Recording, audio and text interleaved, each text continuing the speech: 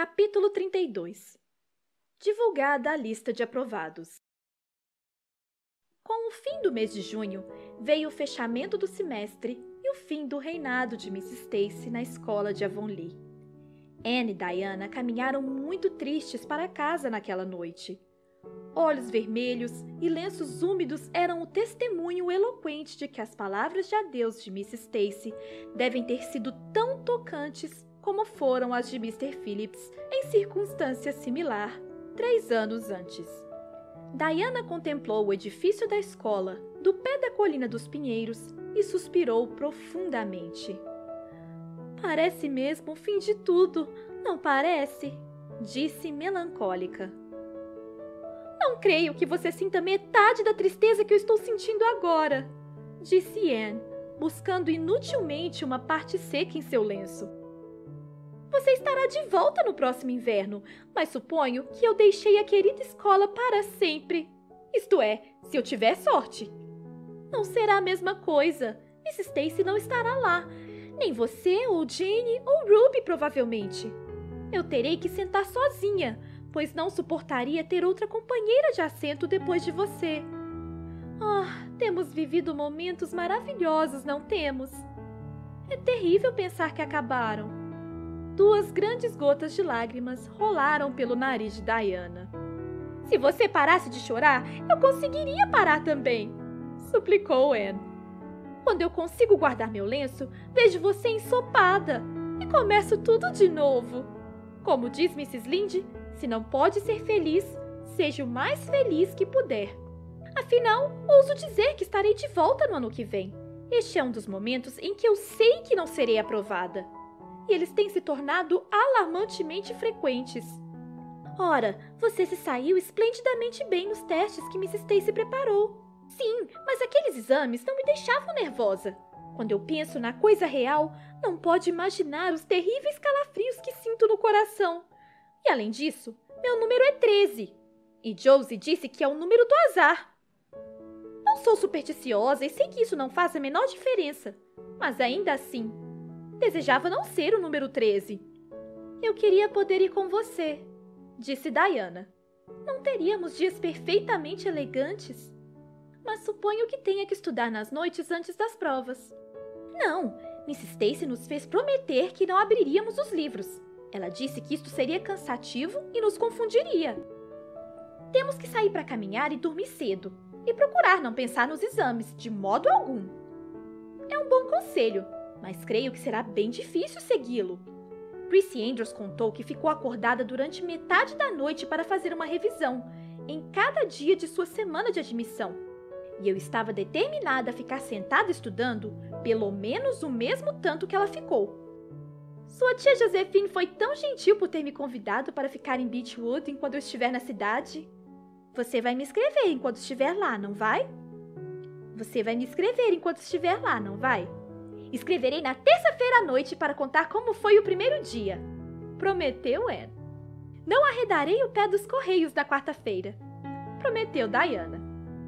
Anne viajou para a cidade na segunda-feira seguinte, e na quarta-feira, Diana estava nos correios para buscar sua carta, como haviam acertado. "Querida Diana", escreveu Anne. "Aqui é noite de terça-feira, e estou escrevendo da biblioteca de Beechwood. Noite passada, eu estava horrivelmente solitária em meu quarto e queria tanto que você estivesse comigo.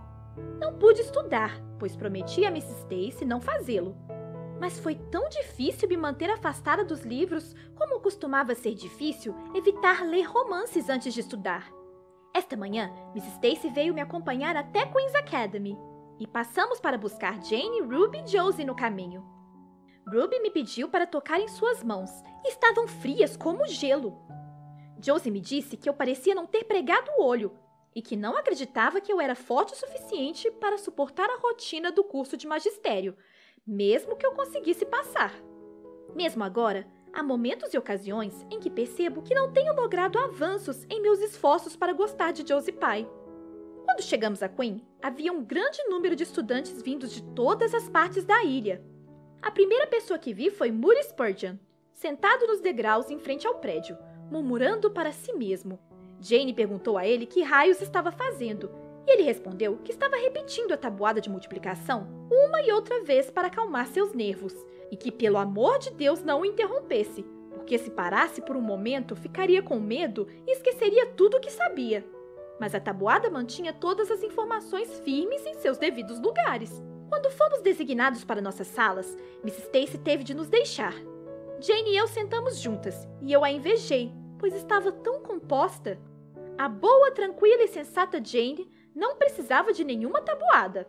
Perguntava-me se minha aparência estava tão horrível como eu me sentia, e se alguém mais na sala podia ouvir os batimentos tão evidentes do meu coração. Então o homem começou a distribuir as folhas do exame de língua inglesa. Minhas mãos gelaram e minha cabeça começou a girar quando eu peguei a prova. Somente um instante terrível. Diana, me senti exatamente da mesma maneira como quando, há 4 anos, perguntei a Marilla se eu poderia ficar em Green Gables. E então tudo clareou em minha mente, e meu coração começou a bater novamente. Esqueci de dizer que ele tinha parado por um instante, pois sabia de alguma forma que eu poderia fazer algo com aquela folha. Ao meio-dia, fomos para a escola almoçar, e então voltamos à tarde para a prova de história. Esta foi uma prova bem difícil, e fiquei espantosamente confusa com as datas. Ainda assim, acho que fui bem o bastante hoje. Mas, Diana, amanhã será a prova de geometria.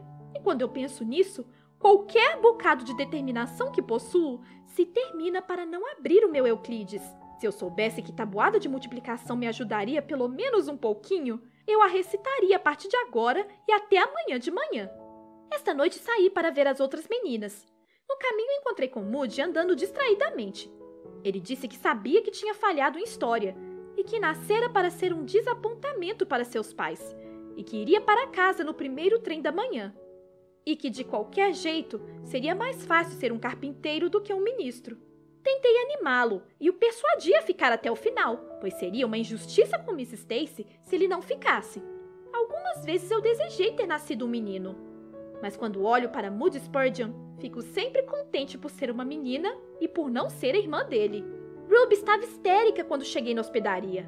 Ela tinha descoberto que cometera um erro pavoroso na prova de inglês. Quando ela se recuperou, fomos ao subúrbio tomar sorvete. Como queríamos que você estivesse aqui conosco.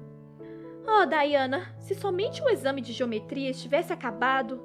Mas como Mrs. Lynde diria, o sol vai continuar nascendo e se pondo se eu falhar em geometria ou não. Isto é verdade, mas não é exatamente confortador. Acho que eu preferiria que o sol não continuasse se eu falhar. Sua amiga devotada, Anne. Ao seu tempo, a prova de geometria e todas as outras estavam terminadas.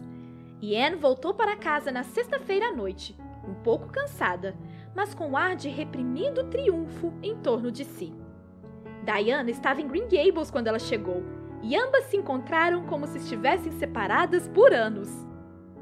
Velha amiga, é perfeitamente esplêndido vê-la de volta. Parece que passou uma era desde que você foi para a cidade. E, Anne, como você se saiu? Muito bem, eu acho. Em todas as matérias, menos geometria. Não sei se eu passei nessa prova ou não. E tenho um assustador, angustiante pressentimento de que não passei. Como é bom estar de volta. Green Gables é o lugar mais querido, mais encantador lugar do mundo. Como foram os outros? As meninas dizem que têm certeza de que não passaram, mas acho que foram muito bem. Josie diz que geometria foi tão fácil que uma criança de 10 anos poderia ter feito. Moody ainda pensa que falhou em história, e Charlie disse que foi mal em álgebra. Mas nós realmente não sabemos nada sobre isso, e não saberemos antes da lista de aprovados ser divulgada. Sairá daqui a 15 dias. Imagine viver 15 dias em tal suspense. Queria poder dormir e só acordar quando tudo isso tiver acabado. Diana sabia que seria inútil perguntar a Anne como ela achava que Gilbert Blythe tinha se saído. Então somente comentou: todos irão passar, não se preocupe. De qualquer modo, prefiro não ser aprovada a ser e não estar no topo da lista. Anne falou rapidamente, querendo dizer em realidade. E Diana sabia disso, que o sucesso seria incompleto e amargo se ela não ficasse à frente de Gilbert Blythe. Com essa finalidade em vista, Anne tinha esgotado cada um de seus nervos durante os exames. assim como Gilbert. Eles tinham passado um pelo outro na rua uma dúzia de vezes, sem nenhum sinal de que se conhecessem. E em todas essas vezes, Anne mantivera sua cabeça um pouco mais alta e desejara um pouco mais veementemente ter feito as pazes com ele quando pediu, e prometera com um pouco mais de determinação superá-lo nos exames. Ela sabia que toda a juventude de Avonlea se perguntava qual dos dois viria primeiro. Sabia que Jimmy Glover e Ned Wright tinham feito uma aposta sobre quem estaria no topo da lista, e que Josie Pye dissera que não tinha nenhuma dúvida de que Gilbert seria o primeiro. E Anne sentia que sua humilhação seria insuportável se falhasse. Entretanto, ela tinha outro motivo mais nobre para desejar se sair bem. Ela queria estar no topo por causa de Matthew e Marilla, especialmente Matthew. Ele tinha declarado sua convicção de que ela iria bater toda a ilha. Aquilo, Anne sentiu, seria um desejo absurdo, mesmo nos sonhos mais impossíveis. Mas ela esperava fervorosamente que estivesse pelo menos entre os 10 primeiros colocados. E então veria os gentis olhos castanhos de Matthew brilharem de orgulho por sua realização. Aquela, ela sentiu, seria certamente a doce recompensa por todo o seu trabalho duro e paciente luta contra as enfadonhas equações e conjugações. Ao término da quinzena, Anne começou a rondar o posto dos Correios, na companhia distraída de Jane, Ruby e Josie, abrindo os jornais de Charlottetown com as mãos frias e trêmulas, sentimentos desanimadores e tão ruins quanto os experimentados durante a semana do exame de admissão. Charlie e Gilbert não estavam acima disso e também tomaram esta atitude, mas Moody ficou resolutamente longe.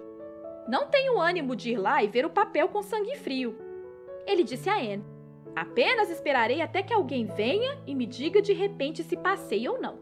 Quando 3 semanas tinham se passado sem a divulgação da lista de aprovados, Anne começou a sentir que realmente não podia aguentar a tensão por muito tempo. Seu apetite se extinguiu e seu interesse pelos acontecimentos de Avonlea definhou. Mrs. Lynde quis saber o que mais poderia se esperar com um superintendente de educação conservador a cargo desses assuntos, e Matthew, notando a palidez de Anne, a indiferença e a lerdeza dos passos que a traziam de volta para a casa do posto de correios todas as tardes, começou a pensar seriamente se não seria melhor votar nos liberais nas próximas eleições. Mas uma noite, as notícias chegaram. Anne estava sentada em sua janela aberta, esquecida da angústia dos exames e dos cuidados do mundo naquele instante, enquanto bebia da beleza do crepúsculo de verão, docemente perfumado pelo aroma que subia das flores do jardim e a sibilante agitação do farfalhar dos álamos. Ao leste, acima dos pinheiros, o céu estava levemente corado de rosa, com o reflexo do sol a oeste, e Anne se questionava sonhadora se o espírito das cores era assim quando viu Diana passar voando pelos pinheiros, correndo sobre a ponte de troncos e ladeira acima, com um jornal balançando na mão.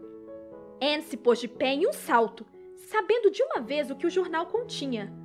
A lista de aprovados fora divulgada. Sua cabeça deu voltas e seu coração bateu tão forte até machucá-la. Não conseguia dar nenhum passo. Parecia que havia passado 1 hora até que Diana veio correndo pelo corredor e invadiu o quarto sem nem mesmo bater na porta, de tão grande que era sua animação. "Anne, você foi aprovada!" Ela gritou. "Aprovada em primeiríssimo lugar! Você e Gilbert, os dois empataram, mas o seu nome é o primeiro. Ah, estou tão orgulhosa!" Diana tirou o jornal em cima da mesa e, completamente esbaforida, se deixou cair sobre a cama de Anne, incapaz de falar qualquer outra coisa. Anne acendeu a vela, invertendo o fósforo e usando meia dúzia deles antes que suas mãos trêmulas pudessem realizar a tarefa. Então pegou o jornal. Sim, ela fora aprovada. Ali estava o seu nome no primeiro lugar de uma lista de 200. Este era um momento digno de ser vivido. "Você foi esplêndida, Anne!" suspirou Diana, recuperando-se o suficiente para se sentar e falar, pois Anne, com os olhos fascinados e cintilantes feito estrelas, não tinha dito uma só palavra. "Papai trouxe o jornal de Bright River menos de 10 minutos atrás. Veio no trem da tarde, sabe? E não chegará aqui até amanhã pelo correio. E quando vi a lista de aprovados, simplesmente corri como uma selvagem. Todos vocês passaram. Cada um de vocês, inclusive Moody Spurgeon. Ainda que tenha ficado independência em história. Jane e Ruby se saíram muito bem. Estão na metade de cima. E Charlie também. Josie só passou por 3 pontos. Mas você verá que ela vai se vangloriar como se tivesse tirado o primeiro lugar. Mrs. Stacy não irá ficar contente? Oh, Anne, o que se sente quando vê seu nome em primeiro lugar de uma lista de aprovados como esta? Se fosse eu, sei que ficaria louca de alegria. Estou quase completamente louca. Mas você está calma e fria como uma noite de primavera. Estou simplesmente deslumbrada por dentro, disse Anne. Quero dizer 1000 coisas e não consigo encontrar as palavras certas para expressá-las. Nunca sonhei com isso. Sim, sonhei uma vez só. Uma vez me deixei pensar. E se eu ficar em primeiro? Tremendo, você sabe, pois parecia muito vão e presunçoso pensar que eu poderia ficar na frente de todos da ilha. Dê-me licença por um instante, Diana. Preciso correr lá no campo e contar ao Matthew. Então subiremos a estrada para contar a novidade aos demais. Elas correram para o campo de feno, lá para baixo do celeiro, onde Matthew estava enrolando o feno. E por sorte, Mrs. Lynde estava conversando com Marilla na cerca da alameda. Oh, Matthew! Exclamou Anne. Fui aprovada! E em primeiro lugar! Ou em um dos primeiros. Não estou me vangloriando, mas estou muito agradecida. Ora, ora, eu sempre disse isso, disse Matthew, contemplando alegremente a lista. Eu sabia que você podia bater todos eles facilmente. Devo dizer que você se saiu muito bem, Anne, falou Marilla, tentando esconder dos olhos críticos de Mrs. Lynde o extremo orgulho que sentia. Mas aquela boa alma disse de todo o coração. Suspeito que sim, ela foi muito bem e não reluto em lhe dizer isso. Longe de mim. Você honra seus amigos, Anne. Isto é que é. E estamos todos orgulhosos de você. Naquela noite, Anne, que terminara o entardecer com uma conversinha séria com Mrs. Allan na casa paroquial, se ajoelhou docemente em frente à janela iluminada pelo grande esplendor da luz da lua e murmurou uma oração de gratidão e aspirações que veio diretamente de seu coração. Havia em sua prece a gratidão pelo passado e reverentes súplicas para o futuro. E quando deitou a cabeça em seu travesseiro branco, seus sonhos foram tão serenos, iluminados e bonitos quanto a virtude de uma jovem donzela poderia desejar.